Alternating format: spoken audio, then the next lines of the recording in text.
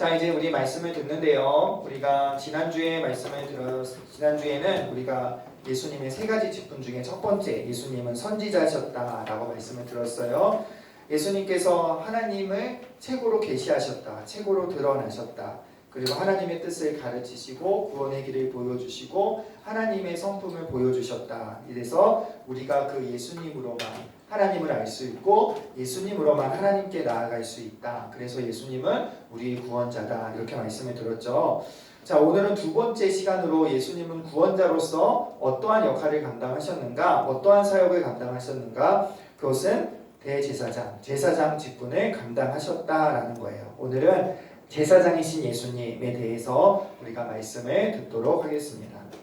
지난주의 말씀처럼요, 선지자는 누구 편이었냐면 하나님 편에 있던 사람이에요. 하나님 편에서, 하나님의 대리인으로서 하나님의 뜻과 하나님의 계획과 하나님의 구원과 심판을 백성들에게 알려주는, 그러니까 하나님을 알려주는 사람이 바로 이 선지자, 구약의 직분이었어요. 근데 구약의 직분 중에 또 한 사람이 있었는데 그는 누구냐? 제사장이었어요. 제사장도 물론 가르치는 일을 했지만 이제 그보다 더 중요한 제사장의 역할은 말 그대로 하나님 앞에 제사를 드리는 일이었어요. 제사 중에서 가장 중요한 일은 이제 속죄제사, 대속죄일에 드리는 속죄제사였는데 1년에 한 번 하는 거였어요. 이것이 매우 중요한 거였어요. 제사장은 어떤 사람이었냐면은 이번에는 백성편에서 백성들의 죄를 들고 백성들의 죄를 해결함으로 백성들이 하나님 앞에 나갈 수 있도록 하는 사람이 바로 대제사장이었다라는 거예요. 근데 이 일은 1년에 한 번씩 했어요. 이 1년에 한 번씩 했을 때 대제사장이 제사를 대신 드리고 1년에 한 번 지성소라는 곳에 들어갔는데 어떻게 들어갔느냐? 몸에 방울이 달린 줄을 메고 들어갔어요. 왜냐면은 이 사람도 죄가 있는 상태에서 잘못 들어가면 그 지성소에서 죽임을 당하기 때문에. 그래서 1년에 한 번 굉장히 조심스럽게 다가가야 하는 제사였다라는 거예요. 그런데 이 제사가 1년마다 매일 1년마다 드렸어요. 자, 이 제사를 왜 1년마다 드렸느냐? 한 번 드리면 됐지 왜 1년마다 드리느냐? 그것은요, 제사를 드려 속죄를 받는 이 제사장이 하는 거는 잠시뿐이라는 거예요. 그래서 매년 해야 된다라는 거예요. 다시 말해서 구약의 속죄제사, 이 구약 시대의 대속죄일에 하는 이 속죄제사는 완전하지 않은 완전하지 않아서 매일 해야 되는 이러한 제사였다. 매년 해야 되는 이러한 제사였다라는 거예요. 자, 그러면 구약의 속죄제사가 왜 완전하지 못했는가? 그것은 먼저 목사님이 금방 말했던 것처럼 제사장의 문제였어요. 제사장은 지성소에 갈 때 허리에 방울이 달린 그 줄을 메고 들어가요. 자, 그래서 이 방울 소리가 계속 나면 지금 제사장의 지성소 안에서 계속 예배를 드리고 제사를 드리고 있는 거예요. 그런데 방울 소리가 나오지도 않아. 그러면 죽은 거예요. 죄가 있어서 죽은 거예요. 그러면 밖에서 그 줄로 사람을 끌어다녀야 했어요. 당겨야 했어요. 그러니까 제사장은 온전한 사람이 아니었다라는 거예요. 왜? 구약의 제사가 온전하지 못했느냐? 제사장이 완전하지 못했던 사람이에요. 제사장이 흠이 있는 사람, 그리고 죄가 있는 사람이었기 때문에 그 제사는 완전한 제사가 아니었다라는 거예요. 둘째로는 사람의 문제였을 뿐만 아니라 둘째로는 재물의 문제였어요. 짐승이 문제였다라는 거예요. 히브리서 10장 4절에 이렇게 말해요. 황소와 염소의 피가 능히 죄를 없이 하지 못한다라는 거예요. 다 잠시 죄를 가릴 뿐 죄 자체를 없게 하지는 못하기에 불완전한 제사였고 그것은 해마다 계속 되어야 했다라는 거예요. 그러니까 잠시 가릴 뿐이었다라는 거예요. 왜? 왜냐면은 짐승의 피는 사람의 가치보다 덜하기 때문에 그래요. 짐승은 영혼이 없는 거잖아요. 짐승은 영혼 없는 거예요. 짐승엔 영혼이 없어요. 사람에겐 영혼이 있잖아요. 짐승보다 사람이 더 가치 있는 거예요. 그러니까 아무리 짐승의 피로 해봐야 사람의 죄를 속할 수가 없는 거죠. 그래서 매년 제사를 드렸어야 했다라는 거예요. 자, 그럼 도대체 왜 하나님은 이러한 제사를 만들어 놓으셨는가? 하나님이 하려고 한 거잖아요. 어차피 죄 용서도 완전히 안 되는데 왜 도대체 자꾸 하라는 건가? 그것은요, 먼저는 제사를 지냄으로 인해서 그 제물을 잡는 현장을 보면서 죄가 얼마나 끔찍한지, 하나님의 진노하심이, 하나님의 심판이 얼마나 끔찍한지를 이스라엘 백성들로 알게 했고, 그리고 이 완전하지 않는 제사를 통해서 영원한 제사장, 더 나은 제사장, 최고의 제사장을 기다리게 했다라는 거예요. 자, 그 더 나은 제사장, 그 탁월한 제사장, 더 완전한 제사장, 그 제사장이 누구신가요? 오늘 히브리서 본문에 보면 11절에 예수님께서 대제사장이시다. 예수님께서 대제사장이시다라고 말씀을 하고 있는 거예요. 예수님께서 더 나은 제사장이세요. 예수님께서 탁월한 제사장이세요. 구약의 제사장들은 그냥 예수님이 오실 것에 대한 그림자였고 예수님이 실체였다라는 거예요. 예수님이 완전한 제사장, 예수님이 영원한 제사장이라고 오늘 히브리서는 말씀하고 있는 거예요. 그 예수님이 오늘 십자가에서 속죄 제사를 드렸다라는 거예요. 예수님께서 제사를 드리셨는데 십자가에서 자기가 제물 되셔서 속죄 제사를 드렸다라고 말씀하고 있어요. 그래서 우리는 이것을 가리켜서요, 히브리서의 말씀대로 영단번의 제사라고 해요. 영단번의 제사. 구약은 매년 했어요. 그러나 예수님은 단번에 그리고 영원히 이루신 제사라는 거예요. 그래서 오늘 우리는 더 이상 구약의 제사를 따르지 않아요. 왜냐하면 예수님께서 영원히 그리고 단번에 제사를 완성하셨기 때문에. 그래서 오늘날 우리는 제사가 더 이상 없는 거예요. 자, 왜 영단번에, 왜 예수님이 드린 제사는 영원하고 단번에 드린 제사죠? 왜 예수님은 제사는 영단번의 제사죠? 그것은요, 우리가 아까 말했던 것처럼 제사장이 달라요. 제사장이 누구세요? 제사장은 죄 없으신 하나님이신 거예요. 영원하신 하나님이 제사를 드렸기에 그 제사는 영원한 제사가 되는 거예요. 또 제물이 다르잖아요. 전에는 짐승의 피였지만 어때요? 오늘 본문의 14절에 보면 흠없는 자기로 제물이 되셨다라고 말해요. 예수님은 죄 없으신 사람이시잖아요. 예수님은 죄 없으신 하나님이시잖아요. 그래서 완전한 제물로 드렸기에 완전한 제사가 된 거예요. 그래서 더 이상 우리는 제사가 필요 없게 된 거죠. 왜요? 영원한 제사장이, 완전한 제사장이 완전하고 영원한 제사를 드렸기 때문에 더 이상 우리는 더 이상의 제사는 필요 없어요. 그래서 우리는 영단번의 제사라고 말해요. 자, 예수님께서 이렇게 제사를 드린 결과, 그 결과는 무엇일까? 그 결과는 하나님과 우리 사이를 파해시켰다라는 거예요. 죄로 인해서 하나님과 우리 관계가 깨졌어요. 그럼 이제 죄의 값을 치러야 되는 거예요. 이 죄의 값을 누가 치르셨어요? 예수님께서 죄의 값을 치르시고 하나님께 그 피를 드림으로 죄에 대한 하나님의 진노를 만족시켰다라는 거예요. 공의에 대한 하나님의 진노를 만족시켰다라는 거예요. 원래는 내가 이 하나님께 지불해야 되는 거예요.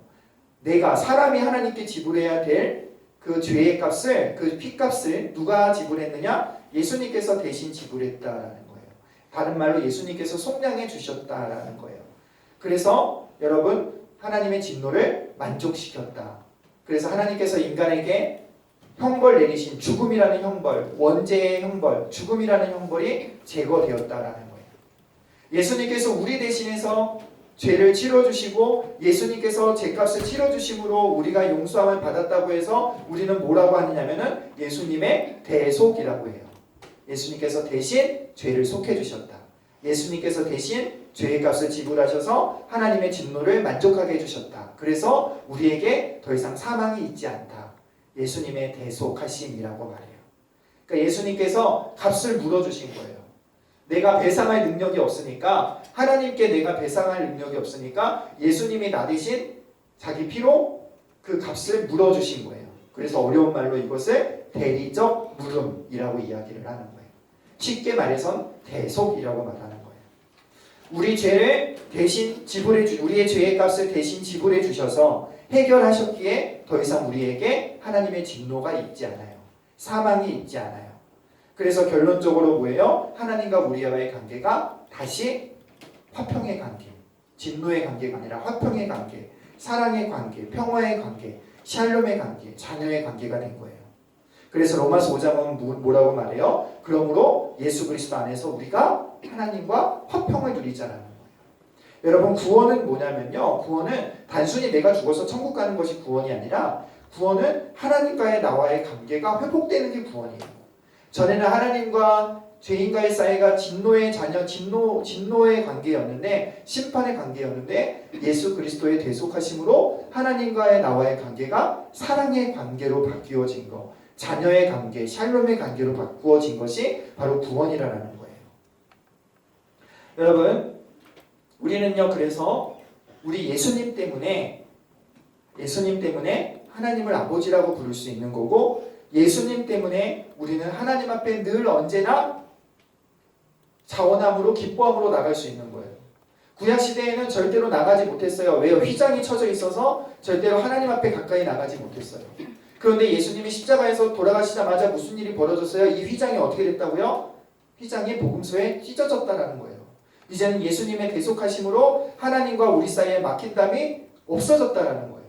그래서 예수님, 하나님과 우리 편에서 우리를 도우시는 중보자라는 분은 우리를 돕는다라는 의미예요. 중보자 되신 예수님으로 우리는 하나님과 화평한 관계를 누리고, 우리는 하나님을 아버지라고 부를 수 있고, 우리는 하나님을 언제든지 찾을 수 있고, 하나님 앞에 가까이 갈 수 있게 되었다라는 거예요. 이것이 예수님께서 우리에게 하신 일이에요. 제사장으로서 하신 일이라는 거예요. 자, 여기서 여러분 중요한 것은 뭐냐면요, 우리가 예수님의 대속으로, 대제사장 되신 예수께서 우리 죄를 속량하신 그 대속으로 말미암아 우리가 구원을 받았다라는 거예요. 죄의 용서의 근거는 어디에 있느냐? 죄의 용서의 근거는 내가 오늘 하나님 잘못했어요, 회개한 게 죄의 용서의 근거가 아니에요. 내가 회개를 수십 번 수만 번 해도 하나님께서 안 받아주시면 안 받는 거예요. 그런데 왜 우리가 용서를 받아요? 그것은 예수님의 대속 때문에, 대속 때문에 우리가 죄의 용서를 받는 거예요.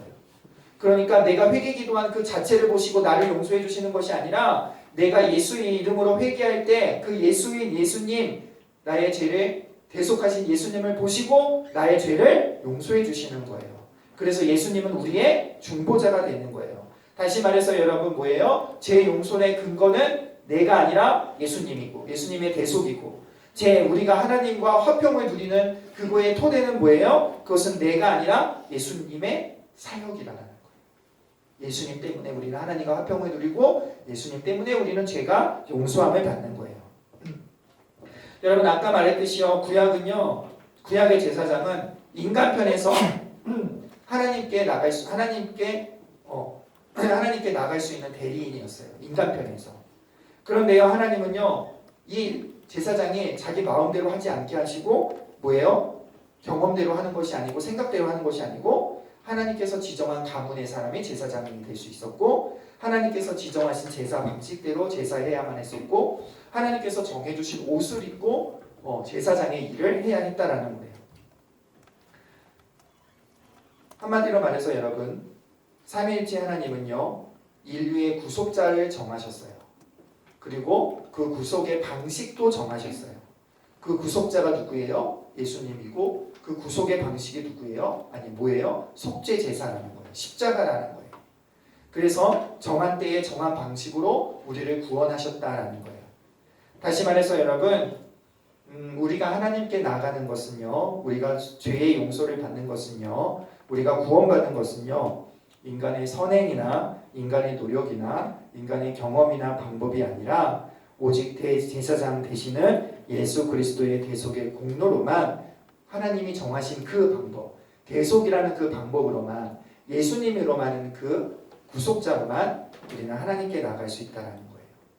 우리 스스로 마음대로 하나님께 나아갈 수 있는 것이 아니라 오직 예수님을 통해서, 예수님의 대속을 통해서 우리는 하나님께 나아갈 수 있다는 거예요.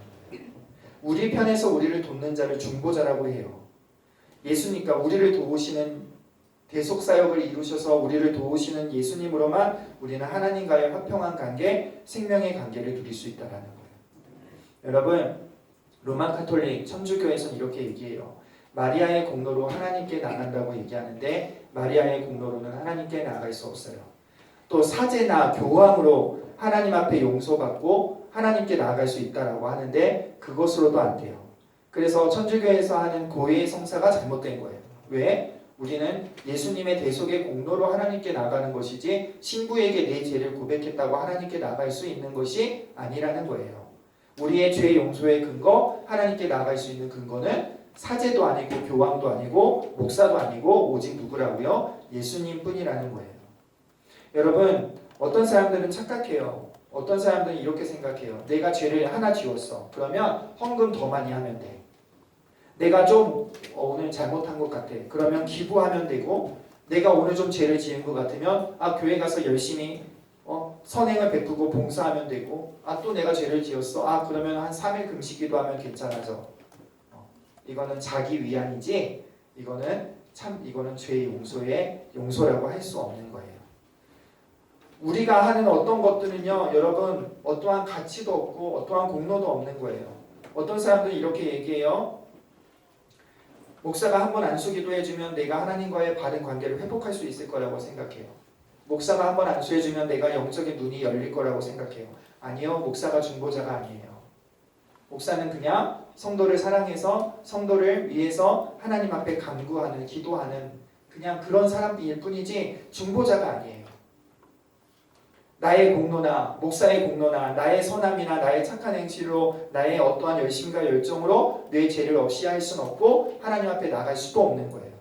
어느 누구도 하나님께 나가게 하는 중보자 역할을 하는 사람은 아무도 없어요. 죄 용서의 근거, 하나님께 나갈 근거는 누구예요? 오직 예수 그리스도고 오직 그의 대속의 공로뿐이라는 거예요. 지금도 여러분, 예수님께서는 하늘 우편에서 이 공로를 가지시고 우리의 편이 되어주시고 우리의 대원자가 되어주세요. 그래서 우리는 언제든지 이 예수 그리스도의 이름으로 기도하고 예수 그리스도의 이름으로 예수 그리스도의 공로를 붙들고 하나님께 나아갈 수 있는 담대함을 우리가 얻을 수 있는 거예요. 여러분, 예수 믿는다는 것은요, 뭐냐면요, 예수님의 대속을 믿는 거예요. 예수를 믿는다는 것은 예수님의 공로를 의지한다는 거예요. 예수님이 대속하신 공로로 내 죄가 사함을 받고 내가 진노하심에서 건짐을 받고 하나님과 샬롬하는 것, 생명의 관계를 누리는 것, 이것이 예수님으로부터 얻는 구원이라고 할 수 있어요. 바라기는 여러분, 우리가 참된 구원받은 백성이 되기를 원하는데 우리가 구원을 받기 위해서 우리 구원을 받는다라고 하면 예수님의 대속은 빠질 수 없는 거예요. 예수님의 대속하심의 은혜를 깊이 알아야 우리는 구원을 얻을 수 있는 거죠. 바라기는 여러분, 정말로 우리 성령 하나님 통해서 우리 여러분들 각자의 심령에 예수님께서 나의 죄를 대속하신 그 은혜가 어떠한지를 알고 그래서 그 예수님의 대속의 공로를 날마다 붙들어서 하나님과 샬롬의 관계, 화평의 관계, 생명의 관계를 누리며 살아갈 수 있는 저와 여러분 되기를 우리 주의 이름으로 축복합니다. 여러분, 예수님께서 대제사장직을 감당하셨는데요. 그 효력이 뭐라고요? 그 효력은 우리의 죄 용서, 속죄죠. 그런데 이것도 맞는데 15절은 하나를 더 이야기하고 있어요. 15절에서는 이제 원죄, 예수님의 속죄를 우리가 원죄, 그러니까 죽음, 죄책, 원죄의 죄책, 죽음을 해결받았다라고 얘기하면서 한 가지 더 얘기하고 있는데 14절이에요. 그게 뭐냐면요, 우리가 양심을 깨끗하게 받았다라는 거예요. 양심이 깨끗해졌다라는 거예요. 구약의 제사에서는요, 짐승의 피로 육체만을 깨끗게 했어요. 그러나 예수님의 제사는요, 육체만을 깨끗하게 한 것이 아니라 오늘 본문에 우리의 양심, 우리의 마음까지도 깨끗하게 한다라고 말씀해요. 구약에서는요, 사실 이 마음이 굉장히 강조가 되었어요. 왜 마음이 중요한가? 잠언에서 말씀처럼 사람의 마음은, 사람의 생명은 마음에서 나기 때문에 그래요. 마음은요, 영혼의 자소라고 해요. 마음에는 영혼이 있어요. 그러니까 이 마음에서 생명이 나는 거예요. 그래서 이 마음이 굉장히 중요해요. 왜 하나님께서 마음을 보세요? 마음에 영혼이 있고 마음에 생명이 있기 때문에 그런 거예요. 그래서 구약에서는요, 계속 이러한 말씀을 강조했죠. 마음의 할례를 받으라. 새 마음과 새 영을 주리라. 마음을 기경하라. 구약 전반에 계속해서 말씀하시는 게 바로 이 마음의 변화를 말했어요. 그런데 구약은 거기에서부터 실패했다라는 거죠. 구약은 거기서 계속 실패했지만 신약은 성공했어요. 누구 때문에? 예수님 때문에. 구약, 옛 언약은 거기에서 실패했지만 신약, 새 언약은 예수님께서 예수님의 십자가의 대속으로 말미암아 그것은 마음의 변화는 이루어졌다라는 거예요. 옛날에 대제사장은 하지 못했지만 예수님 대제사장 되신 예수님은 그거를 하셨다라는 거예요. 그래서 여러분 예수님의 피는요, 예수님의 보혈은, 예수님의 대속은요, 우리를 살리고 우리를 깨끗하게 하고 우리를 거룩하게 하고 우리를 정결하게 해서 하나님을 온전히 섬기게 할 수 있다라는 거예요. 예수님 믿는 사람은 어떤 사람이냐? 예수님 믿는 사람은 여러분 대속을 받은 사람이에요. 예수님 믿는 사람은 대속으로 말미암아 마음이 깨끗하게 된 사람이에요. 예수님 믿는 사람은 대속으로 말미암아 마음이 거룩하게 된 사람이에요. 그래서 계속해서 깨끗한 마음, 거룩한 마음으로 살려고 하는 사람이 예수님 믿는 사람이에요. 여러분, 신앙생활은요, 하나님 섬기는 일은요, 결심으로 되는 일이 아니에요. 결심이 아니에요. 내 마음을 먹는다고 되는 일은 아니에요. 오직 그 출발은 어디에 있냐면, 신앙생활 출발은 어디 있냐면요, 예수님의 보혈로 깨끗하게 하심을 입은 사람, 정결함을 받아서, 그래서 선한 양심이 회복되어서 그 선한 양심을 가지고 하나님을 섬길 수 있는 거예요. 다시요. 어떻게 신앙생활을 할 수 있냐면요, 내 결심과 내 노력, 나 오늘부터 예수 믿을 거야가 아니라 예수님의 십자가의 대속으로 말미암아 내 마음이 깨끗해지는 거예요. 내 마음이 선해지고 내 마음이 부드러워지고 내 마음이 정결해지고 거룩하게 되어서, 그래서 자원과 기쁨의 마음으로 하나님을 온전히 선한 양심으로 섬길 수 있는 상태가 바로 구원받은 사람이라는 거예요. 여러분, 이 시대가 외모 지상주의죠. 그렇죠. 애나 어른이나 요즘에 사람들은 외모를 가꾸는데 굉장히 투자를 많이 하고 그 외모를 굉장히 중요시해요. 아주 공을 들여요. 그런데 안타깝게 이 외모 지상주의 시대 속에서 사람들은 마음을 가꾸는 일에 실패해요. 그래서 여러분들 기사에 늘 접하듯이 어떻게 사람이 이렇게까지 할 수 있을까? 이러한 탄성을 나오게 하는 사람의 마음이 얼마나 망가졌는지를 우리는 자주 볼 수 있어요. 사회가 엉망진창이죠. 여러분, 이러한 의미에서 교회도 별반 다르지 않는 것 같아요. 눈이 번쩍번쩍하게 하는 여러 행사들, 화려한 음악들, 퀄리티 높은 기술로 꾸며낸 어떤 교회의 여러 가지 것들, 잘 짜여진 예배, 잘 짜여진 프로그램, 교회의 외모, 교회의 건물, 이런 거에는 엄청 신경을 많이 쓰는데 오늘날 수많은 성도들이 이 마음을 가꾸는 일에 실패한다라는 거예요. 그 화려함에 심취해서 내 마음의 상태를 자세히 볼 기회가 없어요.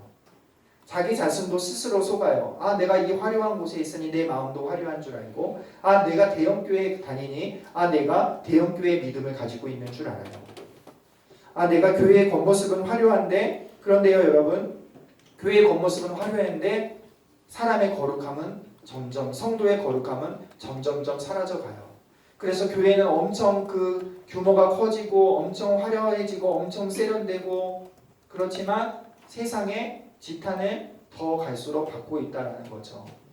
교회의 거룩함을 잃어버렸기 때문에, 마음을 신경 쓰지 않기 때문에 그런 거예요. 여러분, 신앙생활은요, 단적으로 얘기하면 신앙생활은 마음 관리하는 것이 신앙생활이에요. 잘 들어요. 여러분, 신앙생활은요, 여러분들이 열심히 선교하고 봉사하고 친구 초청 잔치하면서 1년을 정신없이 보내는 것이 신앙생활이 아니에요. 신앙생활은 뭐예요? 신앙생활은 내 마음을 관리하는 거예요.